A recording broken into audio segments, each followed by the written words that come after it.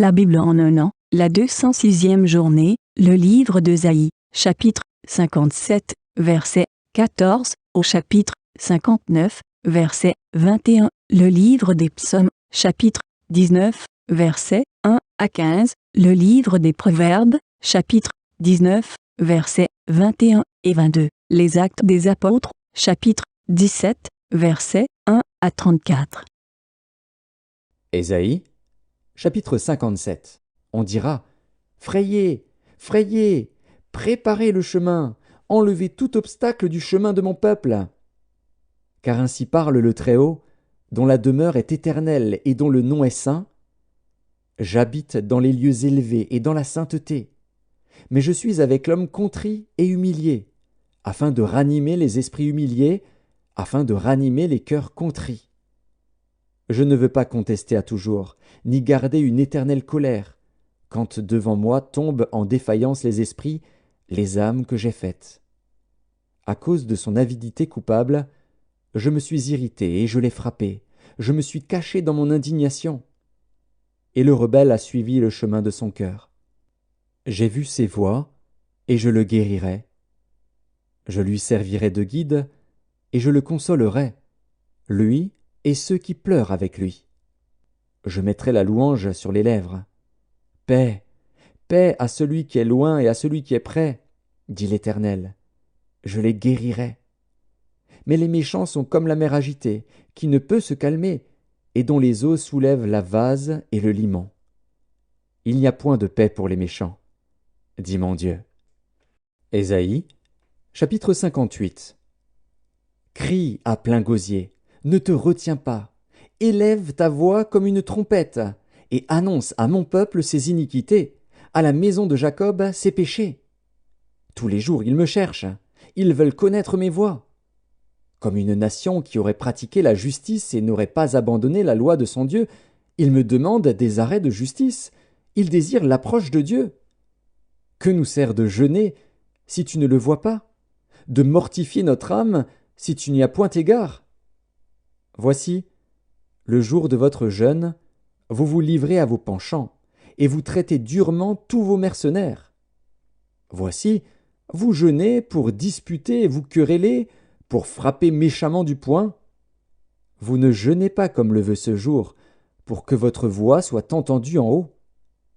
Est-ce là le jeûne auquel je prends plaisir, un jour où l'homme humilie son âme?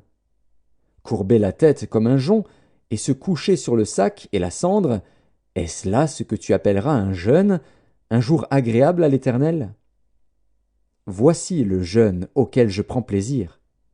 Détache les chaînes de la méchanceté, dénoue les liens de la servitude, renvoie libres les opprimés, et que l'on rompe toute espèce de joug. Partage ton pain avec celui qui a faim, et fais entrer dans ta maison les malheureux sans asile. Si tu vois un homme nu, couvre-le, et ne te détourne pas de ton semblable. Alors ta lumière poindra comme l'aurore, et ta guérison germera promptement. Ta justice marchera devant toi, et la gloire de l'Éternel t'accompagnera. Alors tu appelleras, et l'Éternel répondra. Tu crieras, et il dira, Me voici. Si tu éloignes du milieu de toi le joug, les gestes menaçants et les discours injurieux, si tu donnes ta propre subsistance à celui qui a faim, si tu rassasies l'âme indigente, ta lumière se lèvera sur l'obscurité, et tes ténèbres seront comme le midi. L'Éternel sera toujours ton guide. Il rassasiera ton âme dans les lieux arides, et il redonnera de la vigueur à tes membres. Tu seras comme un jardin arrosé, comme une source dont les eaux ne tarissent pas. Les tiens rebâtiront sur d'anciennes ruines, tu relèveras des fondements antiques. On t'appellera réparateur des brèches, celui qui restaure les chemins, qui rend le pays habitable. Si tu retiens ton pied pendant le sabbat, pour ne pas faire ta volonté en mon saint jour, si tu fais du sabbat tes délices, pour sanctifier l'Éternel en le glorifiant, et si tu l'honores en ne suivant point tes voies, en ne te livrant pas à tes penchants et à de vains discours, alors tu mettras ton plaisir en l'Éternel, et je te ferai monter sur les hauteurs du pays, je te ferai jouir de l'héritage de Jacob, ton père. car la bouche de l'Éternel a parlé. Ésaïe, chapitre 59. Non, la main de l'Éternel n'est pas trop courte pour sauver, ni son oreille trop dure pour entendre. Mais ce sont vos crimes qui mettent une séparation entre vous et votre Dieu. Ce sont vos péchés qui vous cachent sa face et l'empêchent de vous écouter. Car vos mains sont souillées de sang, et vos doigts de crime. Vos lèvres profèrent le mensonge, votre langue fait entendre l'iniquité. Nul ne se plaint avec justice, nul ne plaide avec droiture. Ils s'appuient sur des choses vaines et disent des faussetés, ils conçoivent le mal et enfantent le crime. Ils couvent des œufs de basilic, et ils tissent des toiles d'araignée. Celui qui mange de leurs œufs meurt, et, si l'on en brise un, il sort une vipère. Leurs toiles ne servent point à faire un vêtement, et ils ne peuvent se couvrir de leur ouvrage. Leurs œuvres sont des œuvres d'iniquité, et les actes de violence sont dans leurs mains. Leurs pieds courent au mal, et ils ont hâte de répandre le sang innocent. Leurs pensées sont des pensées d'iniquité, le ravage et la ruine sont sur leur route.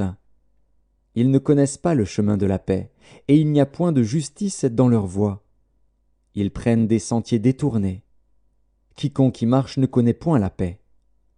C'est pourquoi l'arrêt de délivrance est loin de nous, et le salut ne nous atteint pas. Nous attendons la lumière, et voici les ténèbres, la clarté, et nous marchons dans l'obscurité. Nous tâtonnons comme des aveugles le long d'un mur, nous tâtonnons comme ceux qui n'ont point Dieu. Nous chancelons à midi, comme de nuit, au milieu de l'abondance, nous ressemblons à des morts. Nous grondons tous comme des ours, nous gémissons comme des colombes. Nous attendons la délivrance, et elle n'est pas là, le salut, et il est loin de nous. Car nos transgressions sont nombreuses devant toi, et nos péchés témoignent contre nous. Nos transgressions sont avec nous, et nous connaissons nos crimes. Nous avons été coupables et infidèles envers l'Éternel, nous avons abandonné notre Dieu. Nous avons proféré la violence et la révolte, conçu et médité dans le cœur des paroles de mensonge. Et la délivrance s'est retirée, et le salut se tient éloigné. Car la vérité trébuche sur la place publique, et la droiture ne peut approcher. La vérité a disparu, et celui qui s'éloigne du mal est dépouillé. L'Éternel voit, d'un regard indigné, qu'il n'y a plus de droiture. Il voit qu'il n'y a pas un homme, il s'étonne de ce que personne n'intercède. Alors son bras lui vient en aide, et sa justice lui sert d'appui. Il se revêt de la justice comme d'une cuirasse, et il met sur sa tête le casque du salut. Il prend la vengeance pour vêtement, et il se couvre de la jalousie comme d'un manteau. Il rendra à chacun selon ses œuvres, la fureur à ses adversaires, la pareille à ses ennemis. Il rendra la pareille aux îles. On craindra le nom de l'Éternel depuis l'Occident, et sa gloire depuis le soleil levant. Quand l'ennemi viendra comme un fleuve, l'Esprit de l'Éternel le mettra en fuite. Un Rédempteur viendra pour Sion, pour ceux de Jacob qui se convertiront de leurs péchés, dit l'Éternel. Voici mon alliance avec eux, dit l'Éternel. Mon esprit, qui repose sur toi, et mes paroles, que j'ai mises dans ta bouche, ne se retireront point de ta bouche, ni de la bouche de tes enfants, ni de la bouche des enfants de tes enfants, dit l'Éternel, dès maintenant et à jamais. Psaume 19. Au chef des chantres, psaume de David. Les cieux racontent la gloire de Dieu et l'étendue manifeste l'œuvre de ses mains. Le jour en instruit un autre jour, la nuit en donne connaissance à une autre nuit. Ce n'est pas un langage, ce ne sont pas des paroles dont le son ne soit point entendu. Leur retentissement parcourt toute la terre, leurs accents vont aux extrémités du monde, où il a dressé une tente pour le soleil, et le soleil, semblable à un époux qui sort de sa chambre, s'élance dans la carrière avec la joie d'un héros. Il se lève à une extrémité des cieux, et il achève sa course à l'autre extrémité. Rien ne se dérobe à sa chaleur.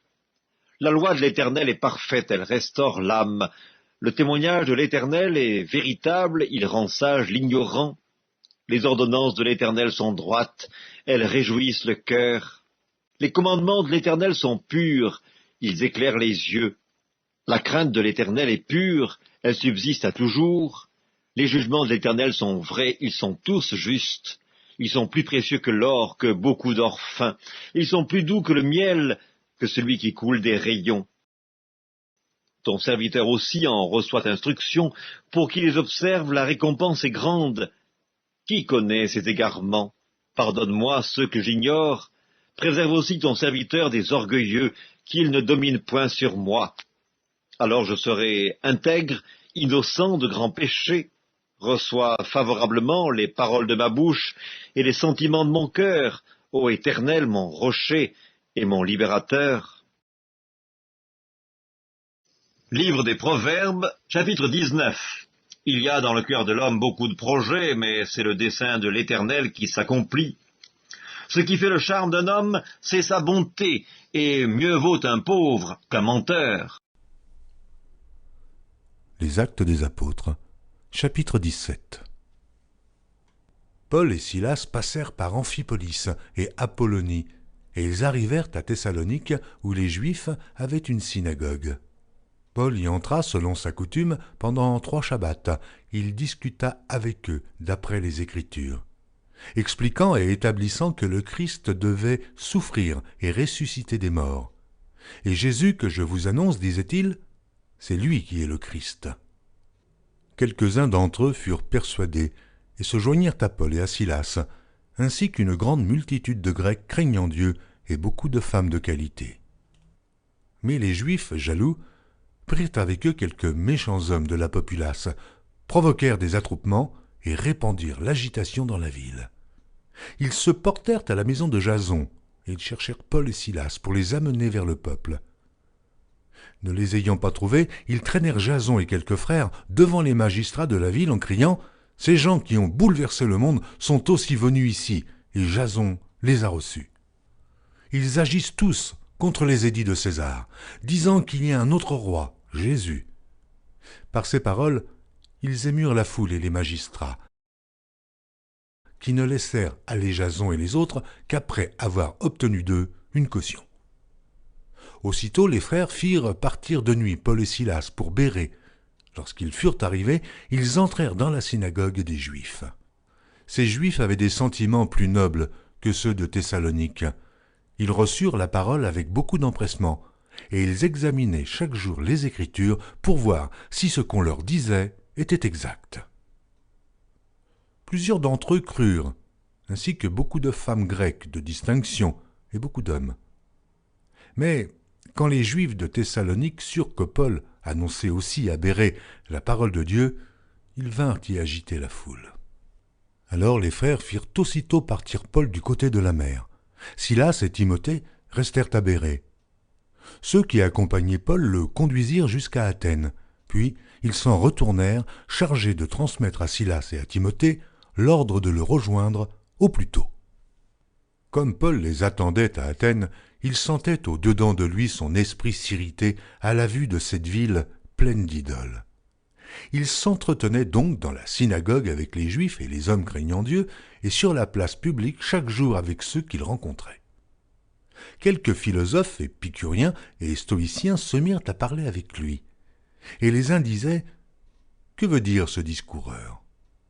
D'autres, l'entendant annoncer Jésus et la résurrection, disaient « Il semble qu'il annonce des divinités étrangères. » Alors ils le prirent et le menèrent à l'aréopage en disant « Pourrions-nous savoir quelle est cette nouvelle doctrine que tu enseignes?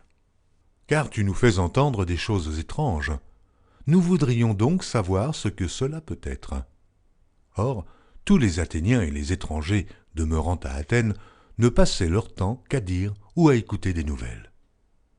Paul, debout au milieu de l'aréopage, dit « Hommes athéniens, je vous trouve à tous égards extrêmement religieux, car en parcourant votre ville et en considérant les objets de votre dévotion, j'ai même découvert un autel avec cette inscription « À un Dieu inconnu ». Ce que vous révérez sans le connaître, c'est ce que je vous annonce. Le Dieu qui a fait le monde et tout ce qui s'y trouve, étant le Seigneur du ciel et de la terre, n'habite point dans des temples faits de mains d'hommes. Il n'est point servi par des mains humaines, comme s'il avait besoin de quoi que ce soit, lui qui donne à tous la vie, la respiration et toute chose. Il a fait que tous les hommes sortis d'un seul sang habitassent sur toute la surface de la terre, ayant déterminé la durée des temps et les bornes de leur demeure. Il a voulu qu'ils cherchassent le Seigneur, et qu'ils s'efforçassent de le trouver en tâtonnant, bien qu'il ne soit pas loin de chacun de nous. Car en lui nous avons la vie, le mouvement et l'être. C'est ce qu'ont dit aussi quelques-uns de vos poètes. De lui nous sommes la race. Ainsi donc, étant la race de Dieu, nous ne devons pas croire que la divinité soit semblable à de l'or, à de l'argent, ou à de la pierre sculptée par l'art et l'industrie de l'homme. Dieu, sans tenir compte des temps d'ignorance, annonce maintenant à tous les hommes, en tout lieu, qu'ils aient à se repentir, parce qu'il a fixé un jour où il jugera le monde selon la justice, par l'homme qu'il a désigné, ce dont il a donné à tous une preuve certaine en le ressuscitant des morts. Lorsqu'ils entendirent parler de résurrection des morts, les uns se moquèrent et les autres dirent « Nous t'entendrons là-dessus une autre fois ». Ainsi Paul se retira du milieu d'eux. Quelques-uns, néanmoins, s'attachèrent à lui et crurent. Denis, l'aéropagite, une femme nommée Damaris, et d'autres avec eux.